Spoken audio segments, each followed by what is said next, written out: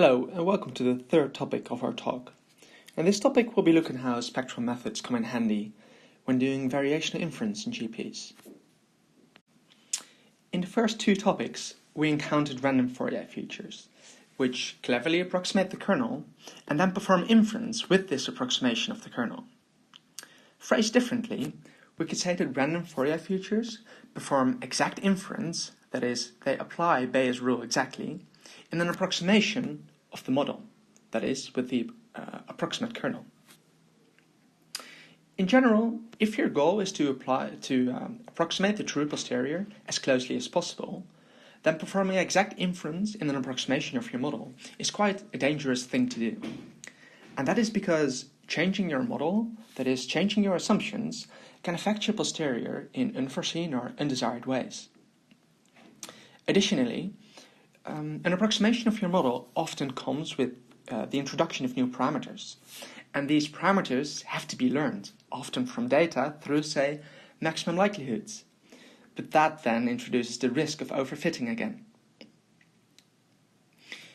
Instead of performing exact inference in an approximation of our model, what we should try to do is keep our model intact. We should take our exact model and approximate inference. That is, we should try to perform approximate inference in the exact model. Here, the approximation is an approximation then of Bayes' rule, which yields an approximation of your posterior distribution. And we should try to optimize this approximation of the posterior distribution in a way such that it comes closest to the true posterior distribution as possible. And here the approximation can be optimized as much as we like, because if we optimize our approximation better, then we only get closer to the true posterior distribution, which means that we only get closer to our desired answer, so there's no risk of overfitting at all. Let me try to illustrate this a little bit better with the following drawing. On the left we have a space of priors, or a space of models if you will. Models. And on the right we have a space of posteriors, that is, models conditioned on data. An arrow from left to right represents an application of Bayes' rule, that is an application, or that is an instance of performing inference. Solid arrows represent exact actions, and dashed arrows represent approximate actions. The black dot here is our exact model, and the solid line takes us to the exact posterior, which is the thing we care about. That's the thing we wish to approximate.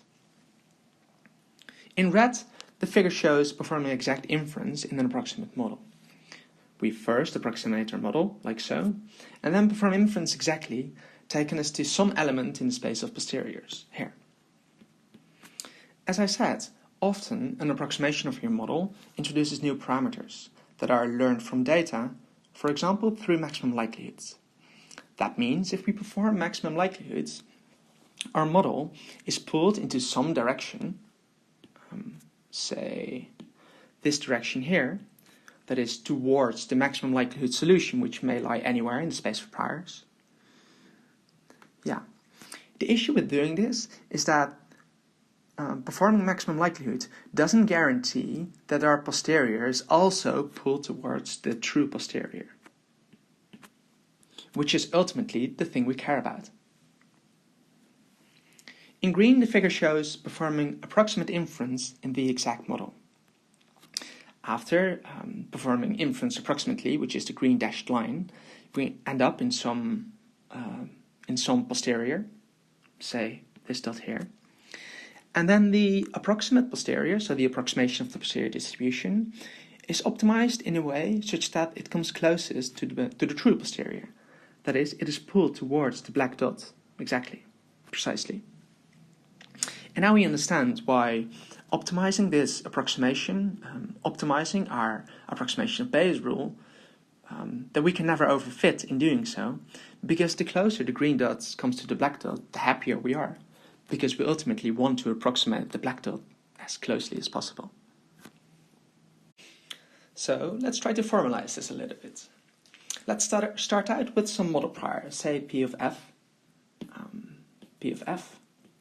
and then we have some data set, curly D, And we wish to condition a model on the data, ending up with the exact posterior here. But if the dataset is big enough, then we may not be able to compute the exact posterior directly. So instead we wish to approximate it. And to that end, we introduce an approximation of the posterior, which we very aptly call the approximate posterior, called Q of f. And we're going to choose Q of f by minimizing some distance with respect to the true posterior, P of f. Oh, sorry. Theta star here should be Q of f instead.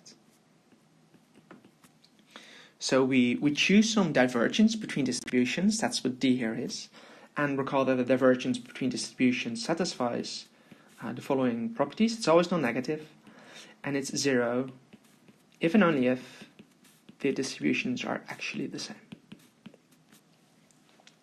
So by minimizing a divergence between our approximation of the posterior and the true posterior, we hope to come as close to the true posterior as possible in an appropriate sense. And often the kinds of approximations that we consider will be a restricted family, like the family of Gaussian distributions or something like that. And that's this Q here. A very common choice for D is the KL divergence, and the resulting procedure is then called variational inference. So let's look a little bit about at ways to construct this approximation of the posterior. Suppose that we'd like to train a Gaussian process on this dataset, and let's pretend that this dataset is actually way too large and that we don't have the computational power to condition a GP on all of these data points. This is a time series example. So on the x-axis there's time, and on the y-axis there's observed values. Perhaps the simplest thing that we could do is, instead of conditioning on our GP on all of these data points, we just take a subset of the data, say a point here, a point there, a point there, a point there, which we just choose by random sampling. So say something like this. These are randomly sampled data points, and then we train our GP on this subset. Now, obviously, this is a very wasteful thing to do because we're not using the majority of the dataset. However, if our predictions are accurate enough, then this may just suffice, but probably not. We can be a little bit more clever in how we choose this subset of the data. For example, we may recognize that the data kind of admits clusters, so perhaps we could run a clustering algorithm and say there's a cluster there, there's a cluster there, one there, one there, one there, one there, one there. And then for every one of these clusters, we choose the data point that is closest to the center of the cluster. So there, there, there. Well, you get the idea. So I did this on my computer as well. I ran k-means and then selected the data points closest to the centers of the clusters. And the result looks like this. This already looks a little bit better.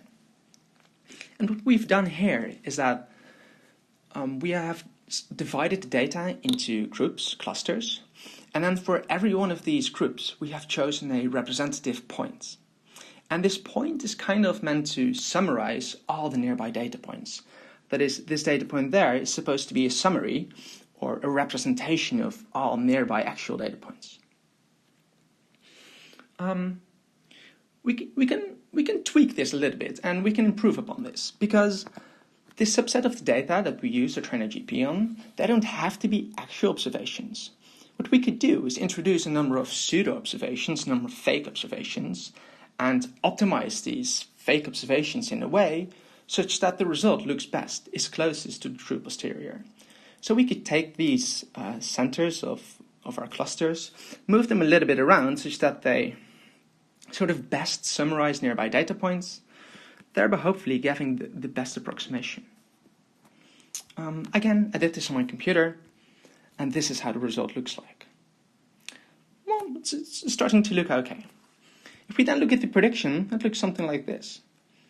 So I trained a GP on these data points, made a prediction, and this is what comes out. The fat line represents the mean, and the shaded regions are the 95% uncertainty intervals.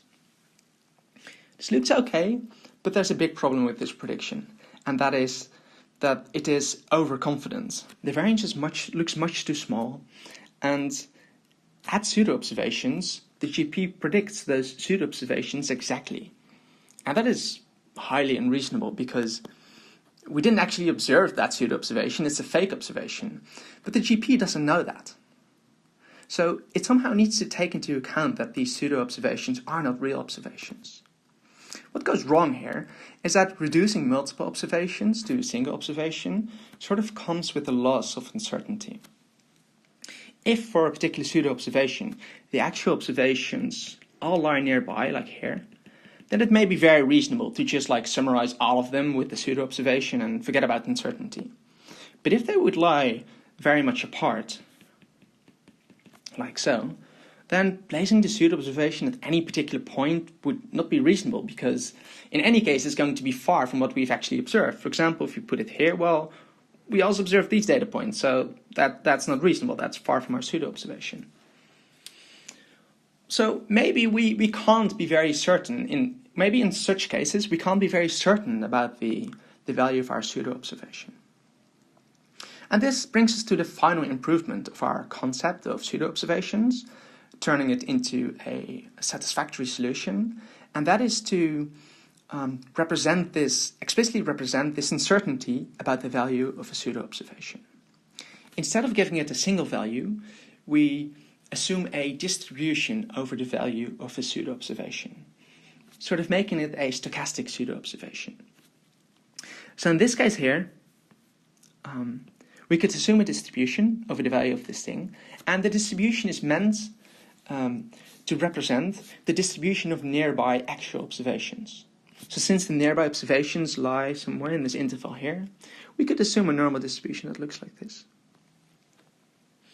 Then, to make a prediction, we could sample our pseudo-observations from these distributions, where again the distributions represent the distribution of nearby actual observations, and make many predictions and then average those predictions to get a point estimate, or even give uncertainty intervals.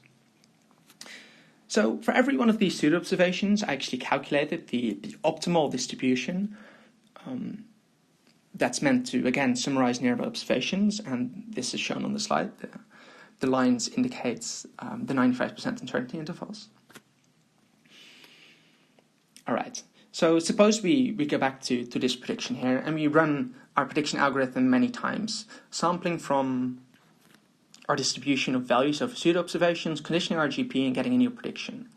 Then, if we do that many times, that gives rise to a corrective variance term that's added to this prediction here that's shown on the slides. And this corrective variance, which is this thing here, so this will be added to the prediction there, that is meant to appropriately inflate the prediction, appropriately increase the uncertainty of the prediction, for the algorithm to take into account that the pseudo-observations are not actual observations but fake observations, and they mean to summarize nearby data points.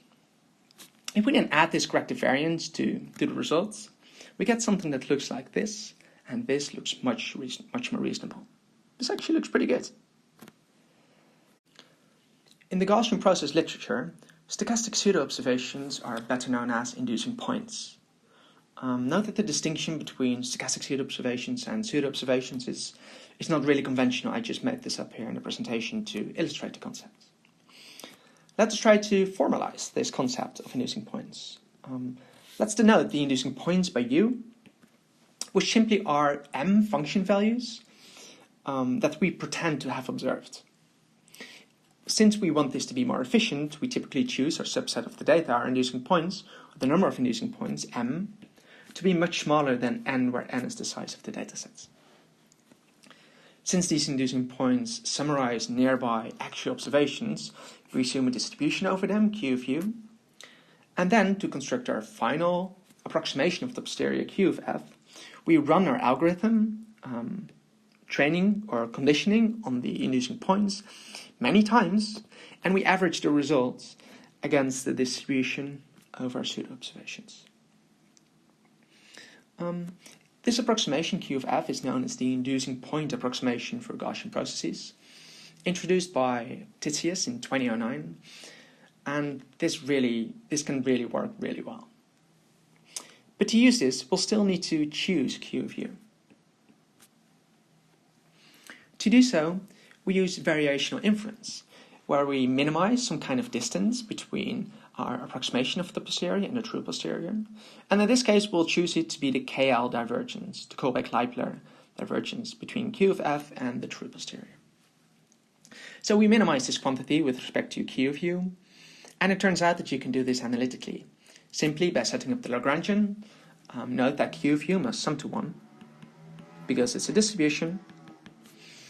Then setting the functional derivative to 0 and solving. And this yields a result that looks like this. We can then plug in this optimal solution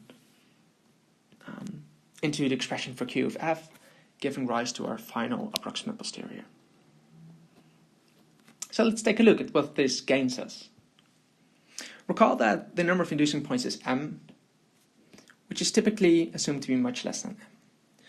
Performing inference in a Gaussian process, computing the full posterior takes n cubed time and needs n squared memory. If we use this inducing point approximation instead, then we only need n m squared time and n m memory, thus introducing a significant saving because m is typically much less than n. Now, I've told you that this works pretty well, but you might want to see for yourself. Consider the following example. Here I sampled 1,000 data points, which are depicted by the red dots, and I introduced 40 inducing points, which is a factor of compression of 25. In green, again, is shown the approximate posterior induced by the inducing points, but now additionally I've also drawn the exact posterior distribution by conditioning on all 1,000 data points, and that's represented by the dashed orange lines there and there. As you can see, it's hard to tell apart the dashed orange line and the thick green line there, and the dashed orange line and the edges of the shaded region, which means that the exact posterior is nearly identical to the true posterior, even in the case where we use only 14 inducing points for 1,000 actually observed values. The inducing point approximation can be thought of as an approximation that is local in time or space, or whatever quantity you have on the x-axis here. That is, near the inducing points, which, if you recall, are shown by the blue dots, the approximation of the posterior is pretty good, like there, there, and there. But as you move away, the approximate posterior reverts to the prior distribution there, which is pretty bad because now our prediction looks like nothing really. So that means that if we observe more data, then to maintain a good approximation of the posterior, we need more inducing points as well. So, say for example, there, and there. And that reveals the first major deficiency of the inducing point method, which is that as the number of data points grows, as we observe more data, the number of inducing points needs, in practice, in many situations, we need to increase the number of inducing points as well to maintain a good approximation of the posterior, to cover the expansion of our input space where the data lives. So say that if we have n data points, then we only need Cn inducing points, where C can be a very small constant. Then recall that the computational complexity of the inducing point method is m cubed n. If we plug this in, then we find that we get back this annoying cubic scaling in the number of data points, but with a much improved constant. But still, this shows that in practice, in many cases, there's still a hidden cubic scaling in the number of data points. Sort of dual to the inducing point method, we can view the sparse spectrum approximation as an approximation that is local in the spectrum. It tries to approximate the PSD locally with lines that are placed very carefully. And this is a powerful representation, because if you then go back to the time domain or the space domain, then you get an okay approximation of your posterior everywhere. Not just near the inducing points, but everywhere. Another way to see this is that the predictive features of the sparse spectrum approximation are sines and cosines, which instead of contributing to a locally near an inducing points, they contribute to the prediction everywhere. A downside of the sparse spectrum approximation is however, that we need to be careful in the number of components. If we have too many components, then suddenly we need to deal with overfitting again. Let's compare the inducing point method to the sparse spectrum approximation. The inducing point method has a very appealing approximative construction where we directly approximate the thing we care about, which is the true posterior distribution. It has, however, a hidden cubic scaling in the number of data points, which can bite us in the ass in the case of very large data sets. The sparse spectrum approximation, on the other hand, has a very powerful representation that gives an okay approximation of the posterior everywhere with only a few components, but it suffers from overfitting effects if we have too many components. Is it possible to somehow combine these techniques to get the best of both worlds? Well, the answer, as you may expect, is yes, and the technique is called variation of Fourier features, introduced in 2016 by Hensman and others. Before we discuss variation of Fourier features, I need to introduce to you an extension of the inducing point method called inter-domain inducing points, introduced in 2009 by Requeima and Vidal. The idea is as follows. Instead of introducing pseudo-observations for f, our function of interest, we first linearly transform f, getting a function g here, and this is the linear transformation, and then we introduce pseudo-observations for g instead. Now you might wonder why do we go through such a complicated construction? Well, in some cases, a thing like this is necessary. Consider the following example. Suppose that f is white noise. Then introducing a pseudo-observation for f doesn't work, say here, because white noise is uncorrelated, so this pseudo-observation tells you nothing about the rest of f, so you cannot ever induce a meaningful posterior. But if we take a linear transformation of f, smoothing it with, say, a Gaussian bump, shown here, then if we introduce a pseudo-observation for g, say there, then this correlates with all of f near here, say all of f in this region, actually in this case inducing a meaningful posterior. In other cases, the interdomain transformation may pick out important features of f or suppress noise, and thereby resulting in an improved approximate posterior. We're now ready to discuss variation of Fourier features, which try to combine the best of the inducing point method, which has a very appealing approximative construction that tries to approximate directly the quantity that we care about, which is the true posterior distribution, with the best of the sparse spectrum approximation, which is its powerful representation. The predictive mean of the sparse spectrum approximation is shown on the slide here, and is of the form of a truncated Fourier expansion. And that is powerful, because these predictive features, the cosines and the sines, contribute to the prediction everywhere, and not just locally near an inducing point. The predictive mean for the interdomain inducing point method that we just saw on the previous slide is of the following form. And here we again see this linear transformation, the interdomain transformation h, that we use to transform our original underlying function to our other function g, for which we then introduce pseudo-observations. Now, variation of Fourier features does the following thing. It asks itself the question, which is, how can we design h, how can we engineer h in such a way such that if we compute this integral, then out come the predictive features from the sparse spectrum approximation. So how can we choose h in such a way such that this integral results in a linear combination of cosines, of a cosine and a sine? That way, we have the appealing approximative construction from the inducing point method, but we also have the powerful predictive features from the sparse spectrum approximation. A first honorable attempt is to let h be this complex exponential shown on the slide here. Then g, which is the linear transform of f in the interdomain inducing point method, becomes the Fourier transform of f. Since the inducing points are in the interdomain inducing point method pseudo-observations of g instead, the inducing points then become inducing frequencies. Now, if we assume that the kernel for f is stationary, if we then plug this in, do all the maths and do all the algebra, then we find that the predictive mean of the interdomain inducing point method that results from this particular transform here is of the following form, where k hat is the Fourier transform of the kernel. So it appears that we have our desired result, because the predictive mean is now a linear combination of complex exponentials, which indeed consists of sines and cosines, which are the powerful predictive features that we're looking for.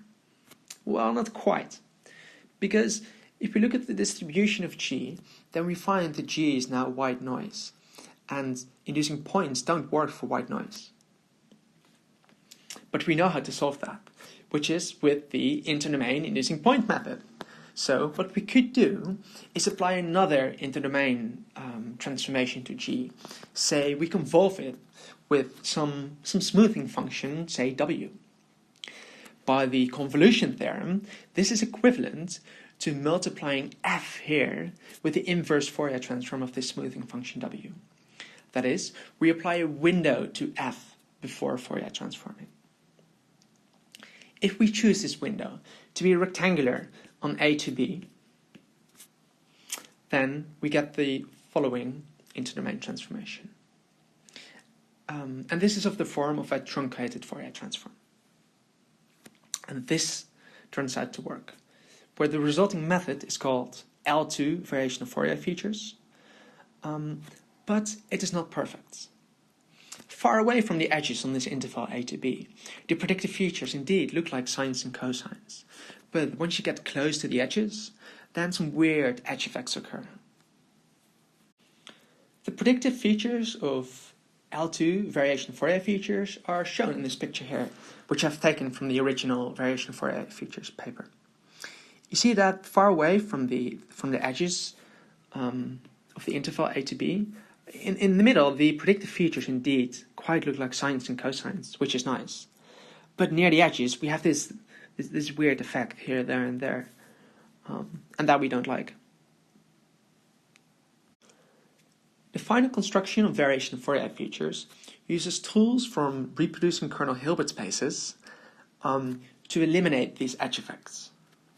The main tool that it uses is Mercer's theorem, which says that if we adopt a finite measure over this interval a, b, mu there, then we can decompose the kernel k as follows there, where the lambdas are positive eigenvalues of this operator, shown there, and the phi's are orthonormal eigenfunctions of this same operator.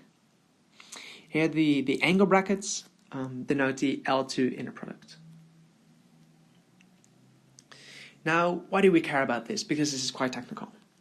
Well, if in the interdomain transform we, instead of integrating against the Lebesgue measure, we integrate against this measure mu, then we find that the predictive features are of the following form, where tk is this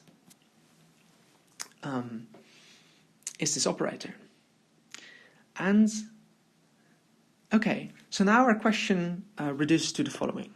How can we choose h here such that if we apply tk, we get out a complex exponential? Well, we know which functions pass through tk unharmed, which are the eigenfunctions of tk. So we may be able to do some construction with the eigenfunctions of tk such that we can engineer h in a way that we get out a complex exponential. So, to phrase that again, we desire to choose h such that if we apply this operator tk, we get out some function that's chosen by us, denoted psi, which in the case of this particular construction is a complex exponential. And we know which functions pass through tk unharmed, which are the eigenfunctions of tk. So what if we could expand our desired result? What if we could expand psi, for every psi, in terms of the eigenfunctions of tk phi? That is, we could write psi as follows.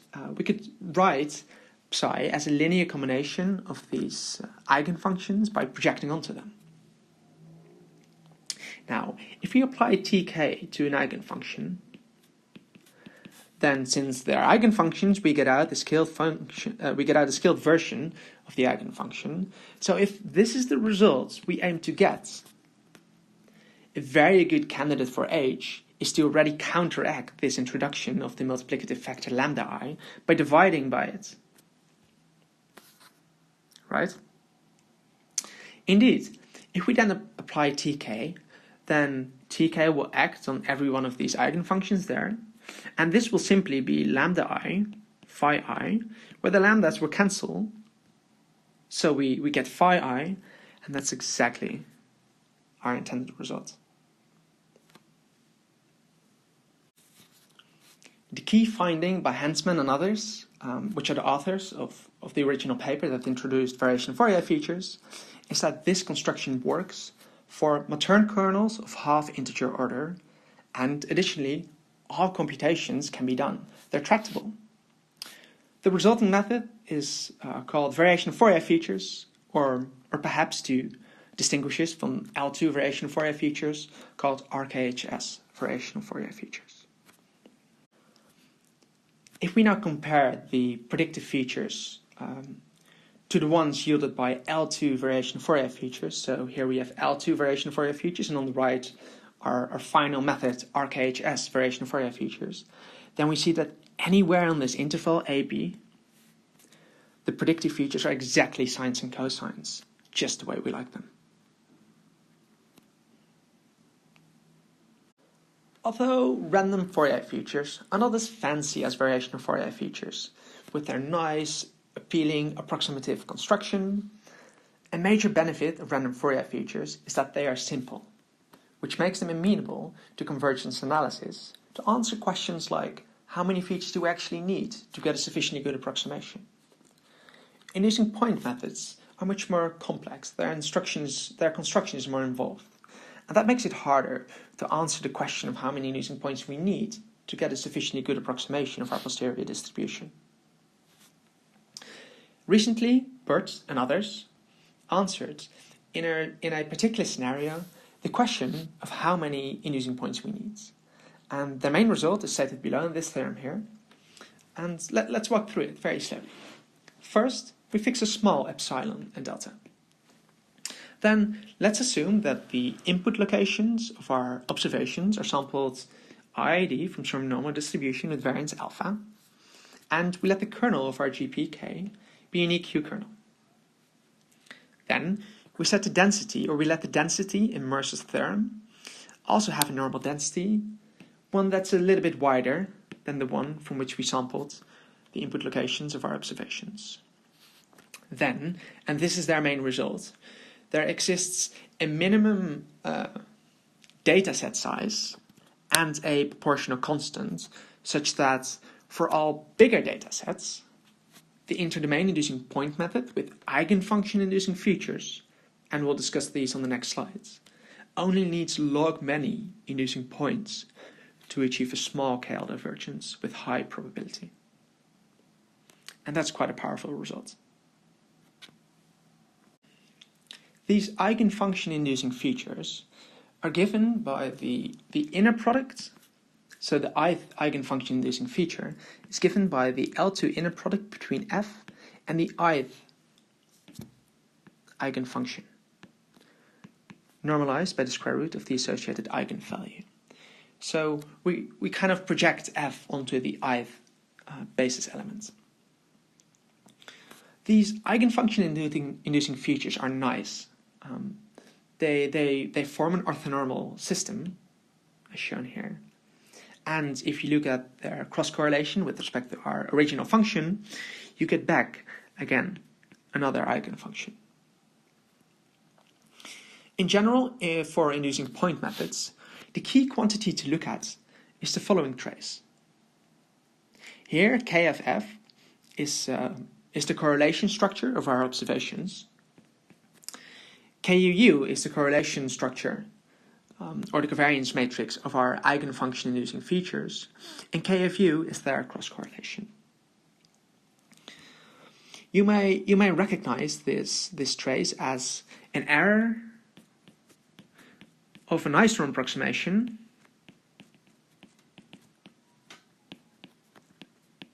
of k of f. In fact, Titius recently showed that in general, the inducing point method for GPs is exact, so the approximation is exact, if and only if this error term is 0.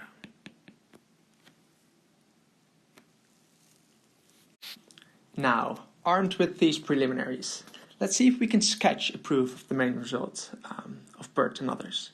And this will be a very concise summary of the work they did, so please see the original paper for more details, and we'll be very, very concise here.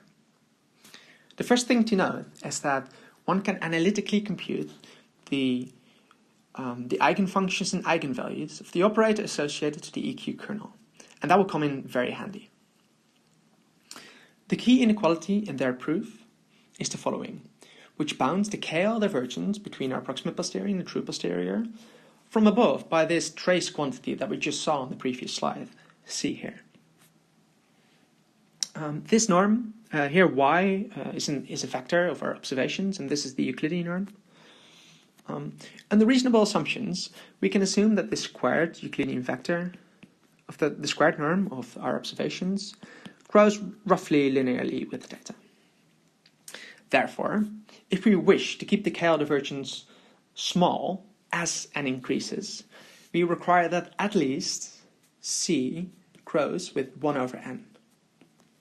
And that's to counteract that this norm grows linearly with n. Okay, so let's see how we can achieve that. The result then follows from an application of Chebyshev's inequality to this identity here, combined with this information on the bottom. Now this is a lot. Let's walk through this step by step, because this is not entirely trivial. First, note that we're looking here at the quantity C over n. Since we wish C to grow like 1 over n, we need C over n to grow like 1 over n squared. So this is something that we desire. Secondly, note that the quantity between square brackets here is an average of independent random variables, because we assumed that the input locations of our observations, Ti, were sampled IID. That means that as n gets large, this thing will converge to its mean. So we can use Chebyshev's inequality to bound the quantity between square brackets from above with high probability, meaning that we get some kind of bound like this, where we now ignore this, with high probability for large enough n, for large enough data sets. In here we kind of ignored the dependence on m, which is important, but for simplicity let's ignore it for now. Please see the original paper for more details. What then remains is the tail sum of the eigenvalues of the EQ kernel, which by this results below decreases exponentially in m, because a is between 0 and 1. So that means if we want this to grow like 1 over n squared, we need roughly that 1 over n squared is proportional to a to the power of m. So if we take the logarithm on both sides, we find that twice the log of n should be proportional to m. In other words, we only need log many eigenfeatures. Alright, so let's wrap up. We have seen random Fourier features, which perform exact inference in an approximation of your model. They have good representative power, but if your goal is to approximate the true posterior distribution, it is more advantageous to instead perform approximate inference in the exact model, which is what the inducing point approximation for GPs does. There, the approximation may be optimized as much as you like, because you guarantee to only get closer to your desired answer, so there's no risk of overfitting, which the sparse approximation for GPs has. It is possible to combine the best of both these methods, and the resulting method is called variation of Fourier features. Finally, whereas inducing point methods are rather complex, a major benefit of random Fourier features is that they're simple. So it's easier to answer questions like how many features you need. But recent results have shown that it is possible to design infinite domain using point methods for which you can also answer those questions. Thank you.